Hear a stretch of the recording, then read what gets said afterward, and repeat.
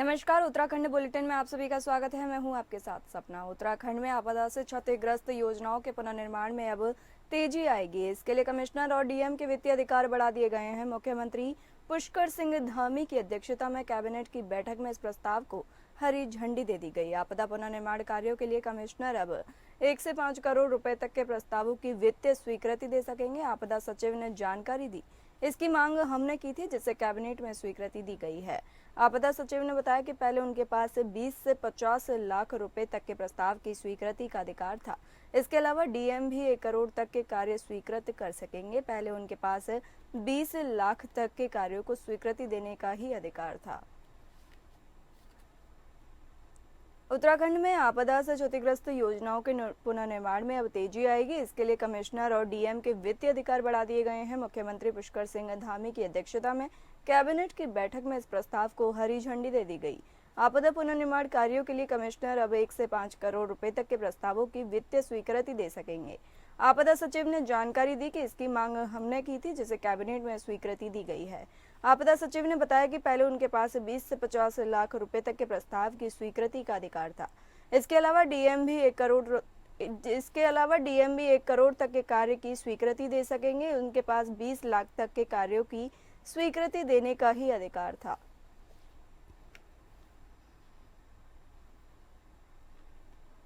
2013 में मानक बनाए गए थे, जिसमें ये कहा गया था कि जिलाधिकारी 20 लाख रुपए तक के काम और कमिश्नर 50 लाख रुपए तक के काम कर सकते हैं। क्योंकि अभी भारत सरकार ने आपदा के मद में मानकों में काफ़ी वृद्धि कर दी है, तो ऐसे में प्रोजेक्ट जनपद स्तर पर सैंक्शन होने में थोड़ा सा दिक्कत हो रही थी।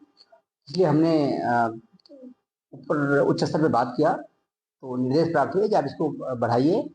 तो उस क्रम में हम लोगों ने प्रस्ताव कल पुटअप किया और राज्य सरकार ने सहमति दी इसमें, जिसमें हमने प्रस्ताव किया था जिलाधिकारी को 1 करोड़ रुपए तक के काम, आपदा से संबंधित प्रस्तावों पर पुनर्निर्माण के कार्य, और कमिश्नर को 5 करोड़ रुपया।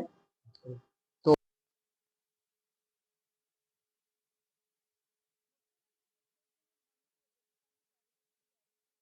को हरी झंडी दे दी गई। आपदा पुनर्निर्माण कार्यों के लिए कमिश्नर अब 1 से 5 करोड़ रुपए तक के प्रस्तावों की वित्तीय स्वीकृति दे सकेंगे। आपदा सचिव ने यह जानकारी दी, इसकी मांग हमने की थी, जिसे कैबिनेट में स्वीकृति दी गई है। आपदा सचिव ने यह भी बताया कि उनके पास पहले 20 से 50 लाख रुपए तक के प्रस्ताव की स्वीकृति का अधिकार था। इसके अलावा डीएम भी 1 करोड़ तक के कार्य की स्वीकृति कर सकेंगे। पहले उनके पास 20 लाख तक के कार्यों की स्वीकृति देने का ही अधिकार था।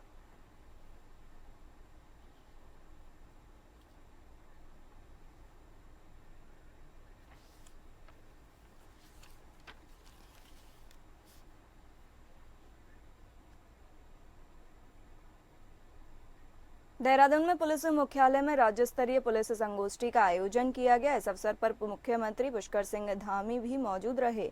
इस दौरान पुलिस महानिदेशक से लेकर सभी एसपी एसएसपी से उनके विभाग की स्थिति का अपडेट लिया गया। यहां कानून व्यवस्था के साथ में साइबर क्राइम के मसले को लेकर चर्चा हुई। साथ ही मुख्यमंत्री पुष्कर सिंह धामी ने चारधाम यात्रा की सुरक्षा के साथ कांवड़ यात्रा और 2027 में होने वाले कुंभ मेले को लेकर चर्चा की गई। सीएम धामी का कहना है कि उत्तराखंड पुलिस लगातार बेहतर काम कर रही है। आने वाले दिनों में आयोजित होने वाले कार्यक्रमों की रूपरेखा को लेकर, साथ ही किस तरह से और बेहतर काम किया जा सकता है, इसको लेकर भी चर्चा हुई। आपको बता दें कि प्रयागराज में आयोजित कुंभ मेले को लेकर उत्तराखंड पुलिस का एक 18 सदस्यीय दल वहां पहुंच गया था। पुलिस दल ने आज मुख्यमंत्री पुष्कर सिंह धामी को प्रेजेंटेशन दिया है कि किस तरह से आगामी कुंभ मेले की तैयारी की जानी है।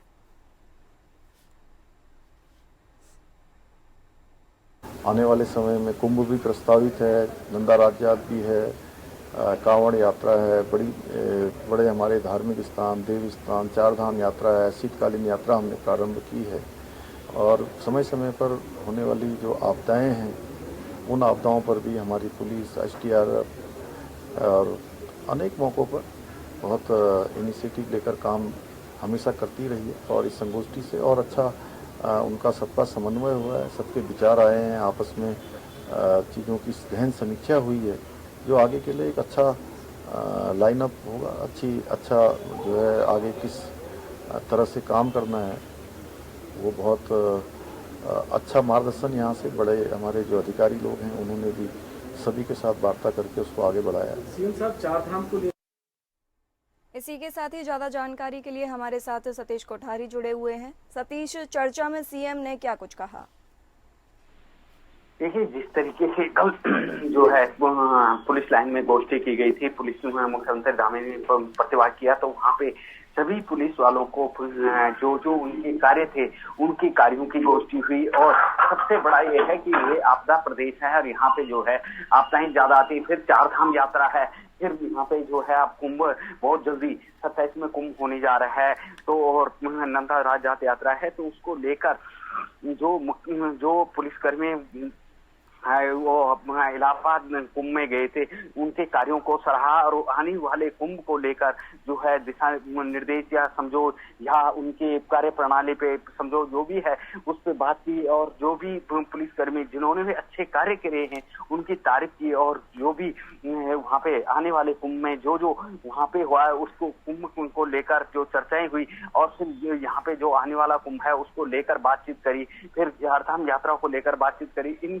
सारी चीजों को लेकर चर्चाएं हुई और खास करके जो 27 में कुंभ होगा उत्तराखंड में उस पर लेकर बात करी, क्योंकि जो यहाँ से पुलिसकर्मी वहां गए थे और उन्होंने क्या वहाँ सीखा और क्या कुछ वहाँ पे कार्य कर रहा और किस तरीके से कार्य किया उसको लेकर जो है यहाँ पे भी वही कार्य होंगे और अच्छे ढंग से कुंभ निपटेगा, अच्छे ढंग से कांवड़ यात्रा निपटेगी, अच्छे ढंग से चारधाम यात्रा निपटे, उसको लेकर बात हुई। जी बहुत बहुत धन्यवाद सतीश, हमें यह जानकारी देने के लिए।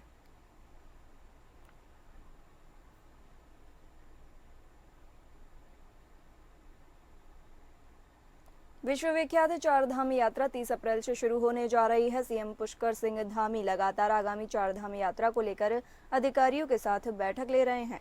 चारधाम यात्रा को लेकर सीएम ने कहा कि चारधाम की तैयारियां जारी हैं और ये यात्रा महत्वपूर्ण है क्योंकि देश भर से लोग इसमें सम्मिलित होते हैं। ऐसे में उनकी यात्रा सरल हो और उनको परेशानी न हो, इसमें पुलिस विभाग की अहम भूमिका होती है। साथ ही अन्य विभाग जो यात्रा को संचालित करते हैं, स्टेक होल्डर्स, तीर्थ पुरोहित, व्यापारीगण, होटल वाले लोग प्रतिनिधि और लोकतंत्र के चौथे स्तंभ हैं, उनकी महत्वपूर्ण भूमिका होती है। उन्होंने कहा कि हुए अपेक्षा की देवी देवताओं की कृपा से हर वर्ष की तरह इस वर्ष भी यात्रा अच्छी होगी।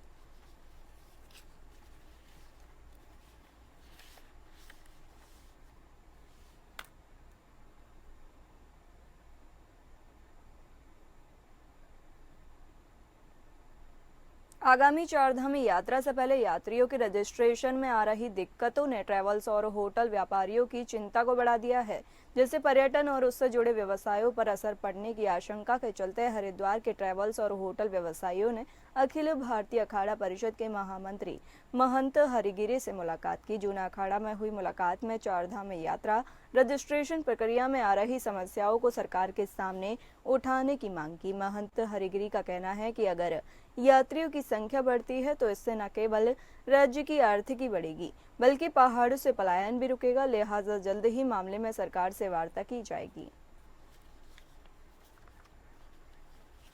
आर्थिकी की रीढ़ है पूरे प्रदेश की, इससे हर छोटा कारोबारी किसी भी रूप से जुड़ा हुआ है इस यात्रा से। परंतु यात्रा पिछले साल भी सरकारी आंकड़े के हिसाब से लगभग 20% कम थी। इस बार भी यात्रा की जो स्थिति लग रही है वो थोड़ी दिक्कतें हैं, उसके अंदर रजिस्ट्रेशन प्रोसेस में थोड़ी जटिलताएं हैं।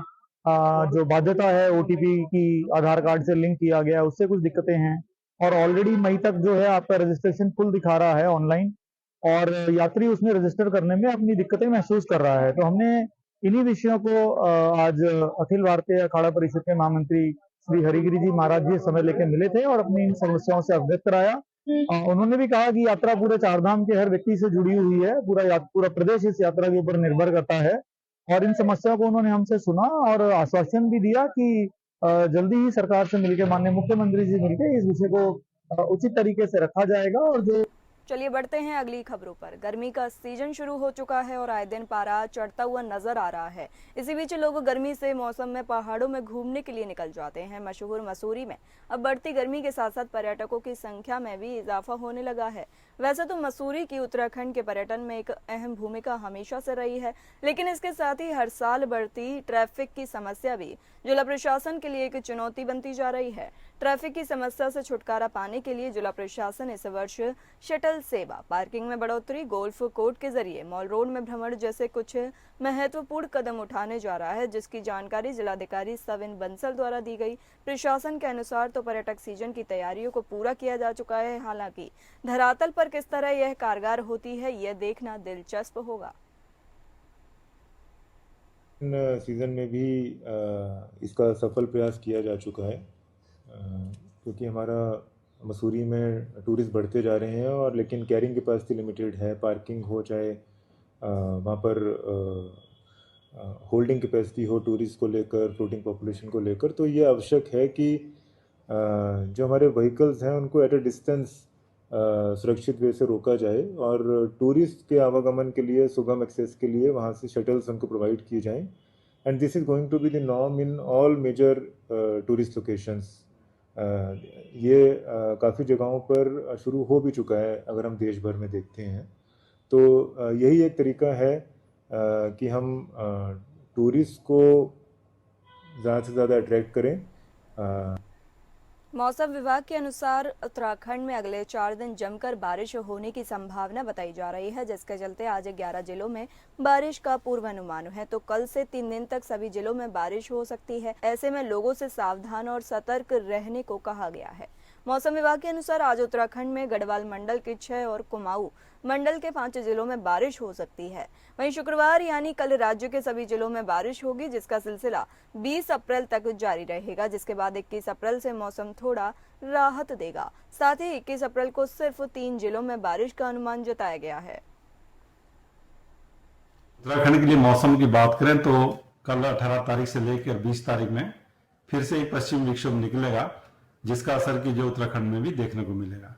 तो 18 तारीख को देखेंगे तो शाम रात से उसकी एक्टिविटी मिलनी शुरू होगी, खासकर गढ़वाल रीजन में, और छुटपुट एक्टिविटी जो कुमाऊं रीजन के हिल्स में भी वो मिलेंगी। तो आप ये कह सकते हैं 18 की रात को जो है कुछ जगहों में हल्की मध्यम तक की जो बारिश है या थंडरस्टॉर्म एक्टिविटी है वो गढ़वाल रीजन में रहेगी, और आइसोलेटेड एक्टिविटी कुमाऊं के जो अंदर के डिस्ट्रिक्ट है या और भी हिल्स के जो डिस्ट्रिक्ट हैं उनमें वो मिलेंगे। जब आप 19 तारीख को जाएंगे तो 19 तारीख को जो एक्टिविटी है वो पूरे प्रदेश में ही रहेगी। तो हल्की से मध्यम बारिश और जो थंडरस्टॉर्म एक्टिविटी है पूरे प्रदेश में जो 19 तारीख को देखने को मिलेगी। तो अप्रैल खत्म होते होते राजधानी देहरादून में गर्मी का मौसम दस्तक देता हुआ नजर आ रहा है, जिसका साफ तौर पर मतलब है कि अब लू लगने और हीट वेव का खतरा भी बढ़ने लगा है। हीट वेव की सीमा तब पूरी होती है जब किसी मौसम केंद्र का अधिकतम तापमान मैदानी इलाकों में कम से कम 40 डिग्री सेल्सियस, तटीय इलाकों में 37 डिग्री और पहाड़ी इलाकों में 30 डिग्री सेल्सियस तक पहुंच जाता है। गर्मी के मौसम में जब मैदानी इलाकों में तापमान 40 डिग्री सेल्सियस या उससे ऊपर होता है तब हवा काफी गर्म हो जाती है, जिसके कारण लू लगने का खतरा बना रहता है, जिसको ध्यान में रखते हुए उत्तराखंड का स्वास्थ्य विभाग भी अलर्ट मोड पर नजर आ रहा है। देहरादून के मुख्य चिकित्सा अधिकारी मनोज कुमार शर्मा ने आम जनता से इस दौरान लू की चपेट में न आने के सुझाव साझा किए हैं।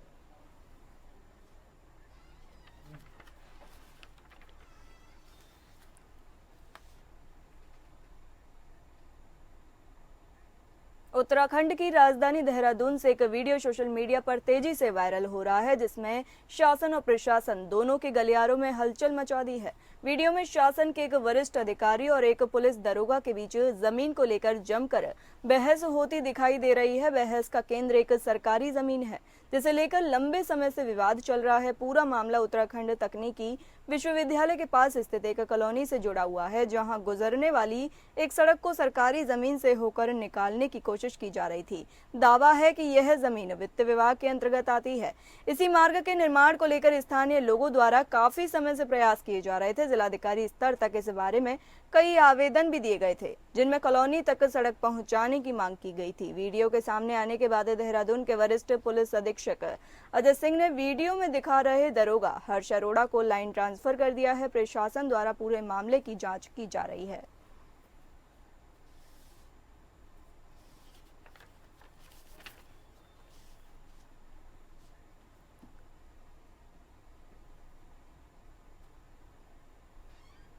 जसपुर कोतवाली क्षेत्र के मेगावाला गांव में कलयुगी बेटे ने मां अपनी चाची और चचेरे भाई पर धारदार हथियार से हमला कर दिया।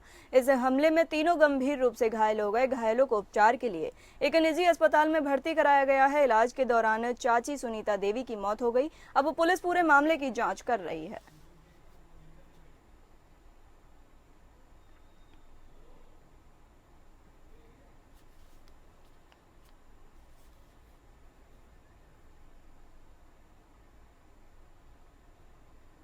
विकासनगर में चौहड़पुर रेंज होरावाला के जंगल में लगभग 2.5 साल की मादा गुलदार की संदिग्ध परिस्थितियों में मौत हो गई।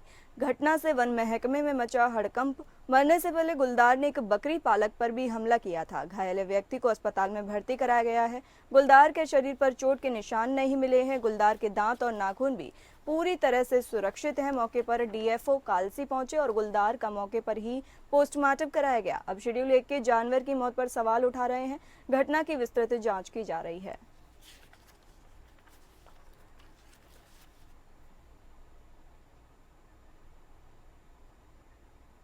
फिलहाल इस बुलेटिन में इतना ही। नमस्कार।